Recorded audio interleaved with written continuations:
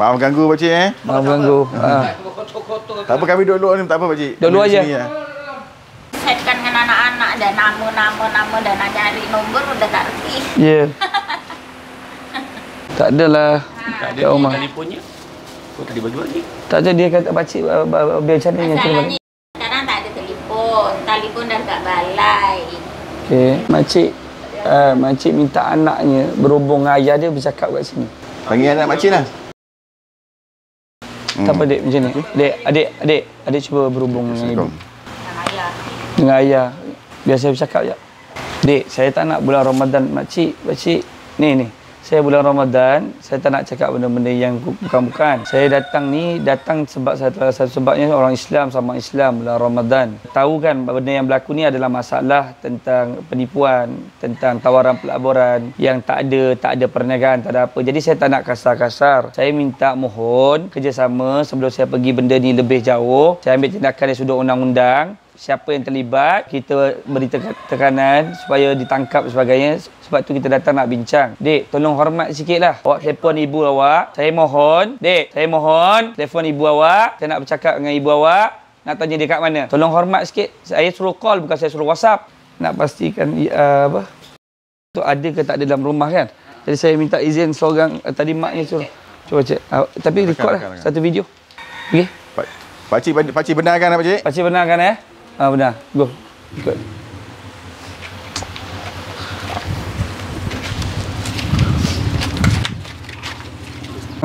Saya datang daripada jauh ni. Daripada KL. Saya orang undang-undang. Nak jumpa sangat dengan siapa? Ceritanya begini. Adik ipar abangnya perempuan ambil duit orang lah. Menawarkan satu perniagaan yang tak ada. Lepas tu menjanjikan keuntungan 130%. Lepas tu dia dah Masa terdekat macam ni kan? tak faham, tak ada masalah. Cuma saya nak tahu macam mana nak jumpa dengan dia. Ni pasal ramai orang kena tipu ni. Macam mana keadaan nak jumpa ni? Kita berkampung, takkan kita duduk sini sampai pagi? Kan macam ni, kita nak bagi peluang. Sebenarnya saya tak nak bawa kes dia pasal sampai ke atas. Boleh, dia izinkan. Pasal abang pun tahu kan apa kerja-kerja kami, kerja undang-undang. Jadi kita tak nak tekan sampai benda ni jadi sampai ke Bukit Aman semua ambil kes ni. Jadi kita minta kalau boleh diselesaikan dengan baik, bantu bayar balik duit orang kampung ni seperti mana yang dia janjikan sebelum ni kan, supaya benda ni tak jadi panjang. Jadi selesaikanlah. Orang tak minta untung, orang minta balik duit modal yang ditipu tu lah. Sebenarnya duit tu laporan tu kan. Pasal kalau ada berniaga tak apa kan makcik kan. Pasal tak ada perniagaan. Dia bayar ada komisen. Pasal tawaran yang tak ada berniaga. Kalau rugi adalah rugi perniagaannya. Dan ni nombor telefon ni, kita ada nombor telefon yang lengkap tapi dia tak angkat. Sekarang ni macam ni lah. Dia ni sekarang ni kita nak jumpa dia macam ni, kita tak boleh desak. Kita orang ni nasihatkan dia pelan-pelan. Kalau agak dia mau jumpa, dia jumpa. Tapi kalau dia desak, takut jadi benda lain kan. Kena faham kan? Saya pun faham tentang macam mendesak ni. Desak maksudnya kita kena pujuk abang, tolong bang, tolong minta merayu macam tu. Bang, abang faham tak ni? Abang tak payah cakap lah yang macam ni bang. Bang, abang tak payah cakap. Saya faham nanti kalau tak macam ni. Abang tak payah cakap, saya cakap. Biar saya bercakap. Saya cakap. Memanglah nak mendesak sekarang ni keadaan orang semua tengah kena tipu. Faham? Kalau tak desak, macam mana bang? Faham yang kena tipu. Faham. Bila dah kena tipu. Bukan saya nak kata apa kan. Saya pula kena tekan. Bukan sekarang ni bukan nak tekan abang, tapi pasal ini adik abang, adik ipar abang. Tahu. Minta tolong kalau boleh jumpa, kita nak jumpa kan. Jumpa hari ni pun saya tak boleh nak buat macam mana. Okey, iyalah. Itulah saya cakap sekarang ni kalau tak boleh jumpa sudahlah. Kita kalau minta nak jumpa dia nanti apa-apa dia cakap dia nanti suruh dia datang jumpalah. Macam mana nak datang jumpa? Itu apa jaminan dia boleh datang jumpa? Sebab sebelum ni dia jamin kepada dia orang semua dia nak bagi balik duit modal. Dia nak jual aset-aset tanah yang dia gunakan duit yang ditipu tu untuk beli aset. Jadi dia kata nak jual balik, nak bagi balik. Tapi sekarang ni kita nak cari dia pun tak boleh nak jumpa. Sekarang ni cerita dengan dia, saya nak tolong macam tu pun saya tak berani nak buat macam mana. Kalau abang pukul sekali-sekali pun tak. Bukan nak pukul siapa kata nak pukul kau? Ini kita cerita. Saya tahu abang panas. Mana ada panas? Kita cerita jangan cerita panas ni. Saya pun tak ada apa. Saya pun tak tahu menahu. Jadi bila datang macam ni, Bang, sini. Kau jangan cakap okeylah, kalau saya nak tolong macam ni, kita jumpa sekarang kalau pergi rumah dia tak ada macam mana? Mana lagi saya nak cari?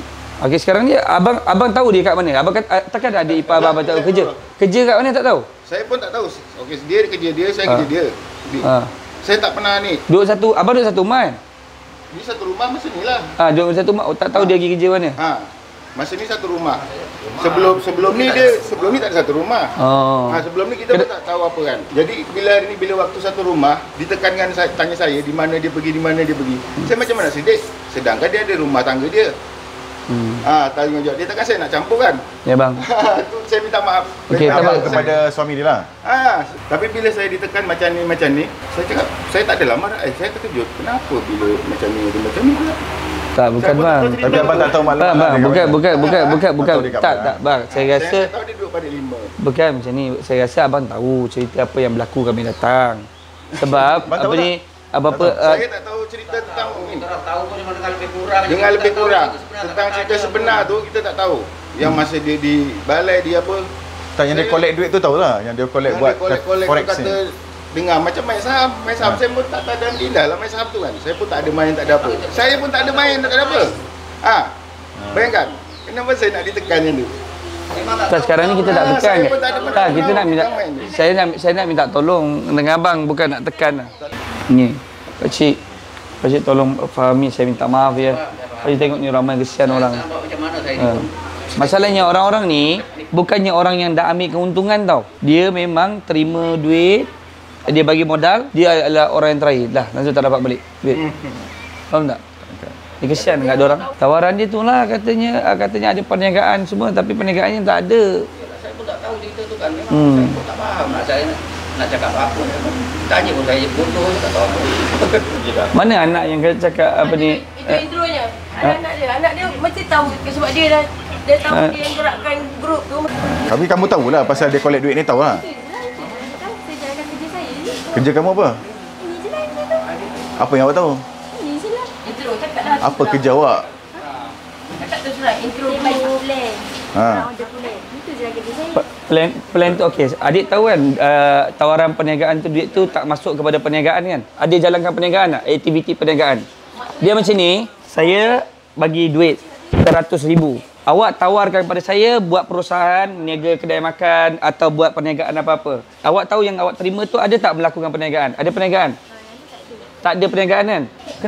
Kenapa terima duit tapi tak jalankan perniagaan? Perniagaan apa yang ditawarkan pada dia orang? Saya tak tahu, saya jalankan kerja saya. Habis duit tu adik letak ke mana? Dekat akaun tu lah.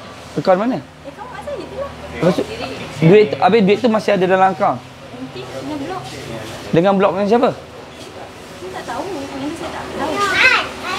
Cuba cerita sikit macam mana? Okay, dia setiap grup tu dia ada intro. Macam dia ni intro grup berapa ya? Aku plan 3. Jadi semua yang masuk dalam grup 3 tu masuk duit dalam akaun dia. Jadi dia collect tu mungkin dia bagi dah settle dia, sebab kalau macam jadi kalau pukul 5 petang ke 3 petang kita last tu, lepas tu baru dia dah cukup baru bagi kat mak dia. Cuma dia yang menjalankan. Kiranya buat collection tu semua adik ni? Semua dia. Bank pun akaun dia. Oh, kira adik itu Z tu you tahu lah. Takkan you tak tahu dia pergi mana adik? Masuk akaun dia lah. Lepas settle semua masuk akaun. Masa akaun adik ke bukan akaun mak? Dia kumpul kat akaun saya. Okey. Semua masuk dekat akaun mak saya. Itu je saya jalankan kerja tu. Okey, maksudnya saya Adik masalah adik ni kalau masuk akaun adik tau. ada masalah banyak besar ni, bukan satu orang ni, Report ni ramai. akan masuk ke akaun adik. Masuk akaun Adik awak yang kan? kena ni. Lepas tu saya dah masukkan semua dekat akaun mak saya. Okey, adik tahu tak aktiviti perniagaan tak ada kan? Betul? Saya tak ambil lawan. Tak betul. Jalankan kerja saya je. Kerja adik marketing ke apa? Saya tak tahu cakap macam ni. Tak adik, macam ni dik, saya datang daripada KL ni, serius saya datang. Saya datang ni pasal kalau bukan hal kecil, saya tak datang. Tapi ni sebab orang yang kena ni bukan hal kecil-kecil tau. Yang di mana ibu awak menawarkan satu program, yang maksudnya tawaran perniagaan, yang tak ada perniagaan, satu. Yang kedua, kadar keuntungan dia 130%. Dalam masa berapa bulan? 2 minggu. Maksudnya kalau tawarkan RM1,000 masuk, mak awak akan bagi balik RM1,300 termasuk dengan prinsipal RM1,000, RM2,300. Dia faham tak? Itu tawaran yang memang tak masuk akal lah. Niaga apa macam tu? Itu yang sebab saya datang ni. Dia orang sendiri tahu saham. Itulah saham ni pergi. Kalau saham, you trade duit, trade kat mana? Itu saya tak tahu. Saya jalan kerja saya je. Okay lah adik, kalau adik jalan kerja adik, tolong panggil mak awak lah cepat. Sebab sekarang ni, duit masuk pada akaun awak ni. Awak umur berapa dik? 19. Ha? 19. 19 tahun. Awak dah boleh didakwa tau kalau 19 tahun, bukan lagi bawah umur. Sebab dia pun ada transfer dekat kita orang, duit pol tu. Take out tu dia pun ada transfer. Daripada akaun dia peribadi. Semua personal lah pakai. Masak tu. Kita jalankan, adik buat kerja adik, kita buat kerja kita lah. Ini bukan hal main-main tau. Awak bukan, dengar adik, ni saya bagi tahu awak sebagai orang yang masih kesian dengan awak ni. Ini bukan satu orang individu yang masuk ke dalam akaun awak. Banyak. Bila banyak dia dipanggil ambil duit daripada public fund. Awak tak ada lesen tau. Macam tahu Along terima duit daripada orang. Apa jadi kalau kena tangkap? Pokar lah, macam-macam amla.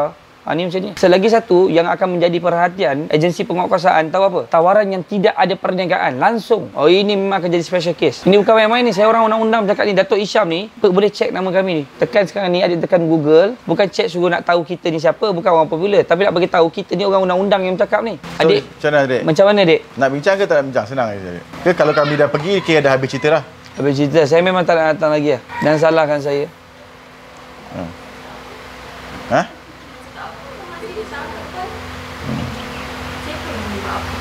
Tak apa.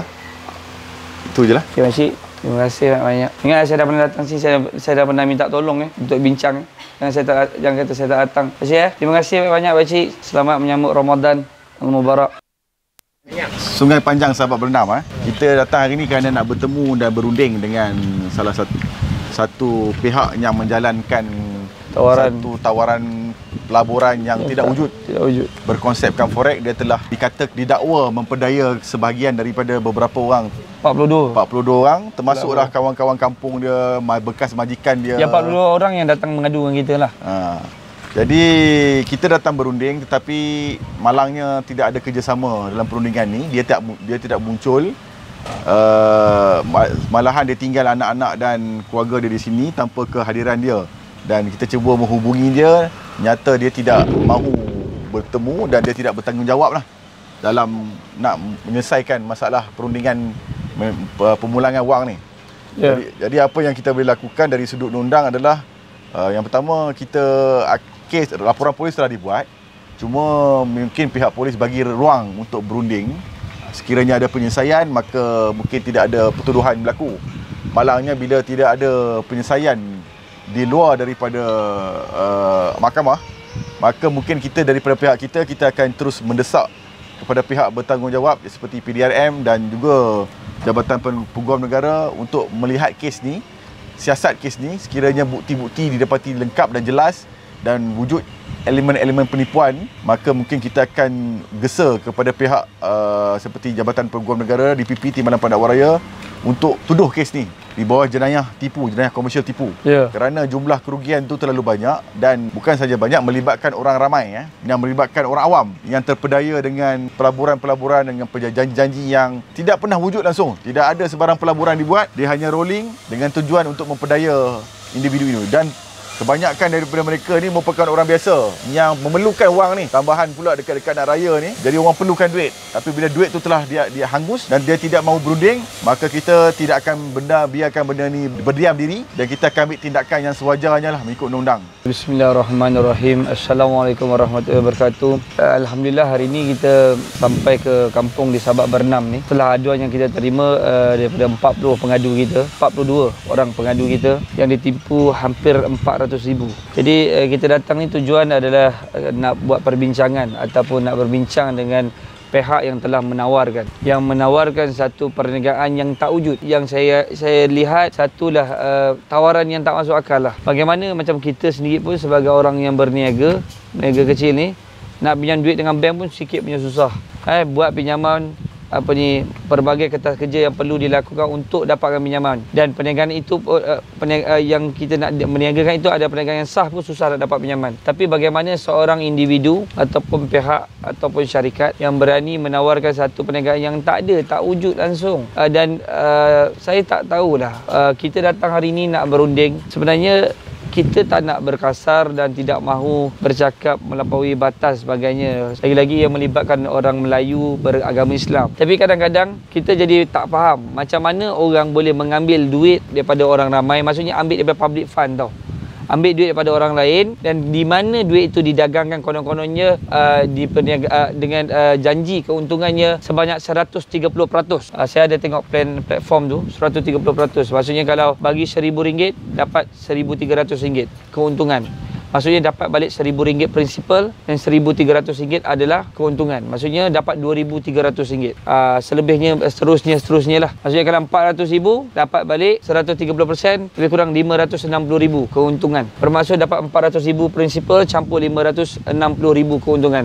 Saya tak faham macam mana punya matematik yang boleh dia menawarkan kepada orang ramai, orang kampung. Hari ini yang saya lihat orang yang tidak mempunyai hati perut. Itu andaian saya, dan saya lihat inilah faktanya. Kerana bila dia ambil duit daripada orang ramai, kalau tidak ada perniagaan, bagaimana dia nak memberikan bayaran balik prinsipal punya modal, dan bagaimana dia nak mencari keuntungan untuk bagi keuntungan kepada orang ramai. Jadi ini saya lihat ni benda yang hari ini kita cuba untuk adakan perbincangan. Kita cuba untuk berunding, cuba untuk berjumpa. Kita datang ni bukan mudah ni, nak datang dengan barisan peguam. Datuk Isham pun datang. Saya Tuan Padang, rakan-rakan media kita, aktivis kita pun hadir. Dan ni orang-orang kampung ni yang kena tipu ni.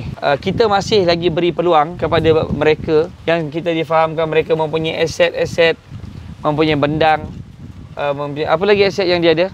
Kapal korek, tanah berapa ekar? Beberapa ekar. Lagi apa lagi ada? Kereta sebagainya.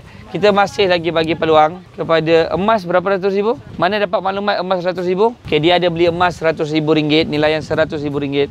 Ya, kita masih bagi peluang kerana mereka ini orang-orang ni boleh tak tengok semua keliling. Tengok ni, semua ni yang dapat hadir hari ni sebenarnya 42 orang pengadu yang datang menjumpa kita. Tapi saya tak benarkan, saya hanya meminta untuk ketua-ketua kepada kumpulan-kumpulan lah yang datang supaya tidak menjadi heboh. Tapi sekiranya mereka tidak berhubung balik dengan kita dengan kadar segera, dengan talian 019-3388-500 hotline number kita dengan kadar segera, maka kita pula bersyukur juga kepada PDRM, agensi penguatkuasaan telah memberi ruang untuk kita masih boleh berunding.